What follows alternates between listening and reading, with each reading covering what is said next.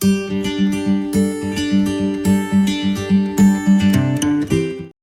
nakama, kali ni saya nak sembang pasal komik atau novel grafik. Sebenarnya asal-usul komik ni memang dah berzaman dahulu.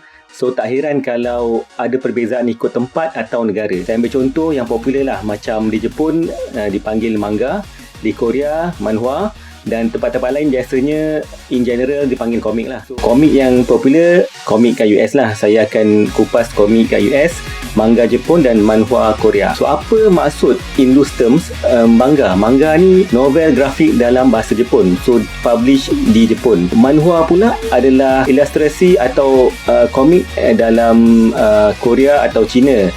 Kalau dalam sudut bahasanya, dia adalah impromptu sketch atau langkaran impromptu. Untuk komiks adalah seni visual yang dipublish untuk orang baca. So sedikit sejarah. Untuk manga, di start di Jepun pada kurun ke-18 dan 19 atau 19, menceritakan grafik berkenaan peperangan zaman sebelum dan semasa Meiji.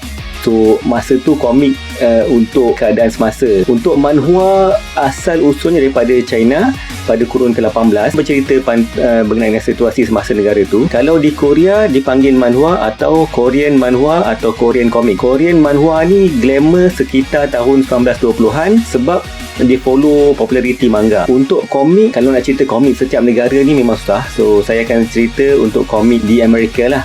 Komik Amerika dia popular pada tahun 1930-an. Kalau tak silap, dia publish oleh Action Comics. Komik berunsurkan adiwira atau superhero. Ciri-ciri manga selalunya dalam bentuk printed black and white. Kenapa black and white? Sebab mangaka atau pelukis manga ni tak ada masa untuk mewarnakan manga ni. Jadual setiap mangaka ni memang pack, memang so tiap-tiap minggu kena keluarkan siri. Jadi color version ni hanya untuk special episode atau occasion tertentu sahaja. Selalunya manga ni akan terbit dalam bentuk bersiri dalam majalah, contohnya dalam Shonen Jump. Kalau dah dikeluar secara bersiri dalam majalah, baru dibukukan dalam bentuk tankobon. Atau untuk Korean manhwa pula, selalunya yang glamour lah, yang glamour dia start dengan webtoon, maknanya dekat internet. So dia punya panel, dia punya lukisan tu memang penuh color, memang berwarna-warni. Tapi ada juga yang buat style old school yang hitam putih, tapi majoritinya memang ada color sebab dia terus buat dekat komputer. Dengan cara ni manhwa artis buat duit.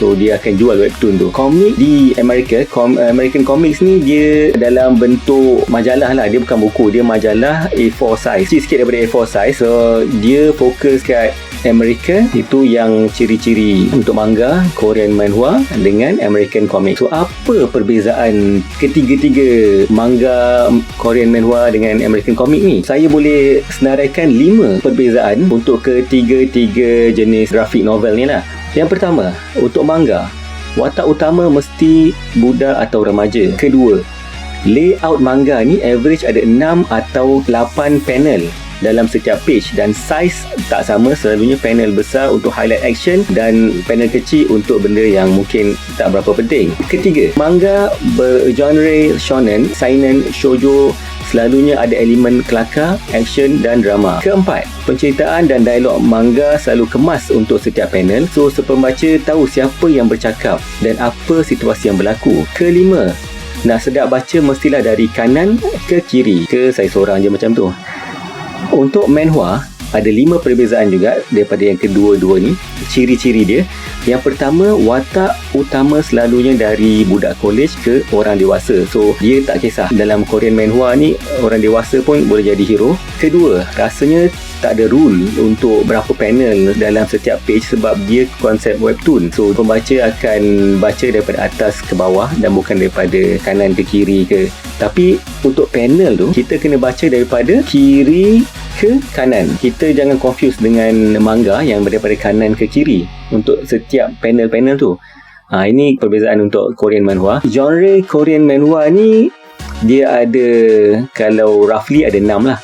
Ada sunjong untuk romance, ada children, indie, ada webtoons, politik dan animated yang macam biasalah. So untuk webtoon Korean manhwa ni, dia selalunya cerita berkaitan dengan action.